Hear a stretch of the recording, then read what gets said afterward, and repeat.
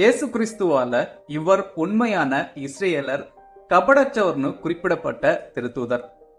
நத்தானியல்னு அறியப்படக்கூடிய Saint பார்த்தலமேயு த apostle. கலிலேயா நாட்டை சேர்ந்தவர். இயேசுவின் 12 திருத்தூதர்கள்ல ஒருத்தர். யோவான் நற்செய்தி 1ஆம் அதிகாரம் 45ஆம் இறைவார்த்தையில நத்தானியல்ங்கிற பேர்ல அறிமுகமாக்குறாரு. இவரை இயேசு கிறிஸ்துவிடம் அறிமுகம் செய்து வைத்தவர் திருத்தூதர் பிலிப்பு. இயேசு இவரை பார்த்ததும் இவர் உண்மையான இஸ்ரேலர் கபடற்றோர்னு குறிப்பிடுறாரு.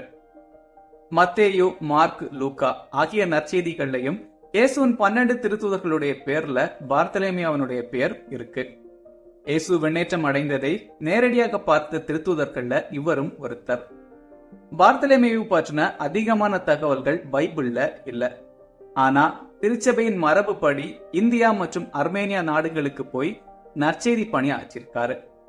இந்தியால மறைப்பணி ஆற்றினதுக்கான பல சாட்சியங்கள் காணப்படுது. கல்யாணுன்னு அறியப்படக்கூடிய கொங்கன் கடலோர பகுதிகளிலையும் பாம்பேலையும் மறைப்பணி ஆற்றினது உறுதி செய்யப்பட்டிருக்கு. திருச்சபை மரபின்படி அர்மேனியா நாட்டுக்கு போய் மறைப்பணி ஆற்றி அங்குள்ள அரசன் போலிபியாச கிறிஸ்தவ மறைக்கு மாற்றிருக்காரு.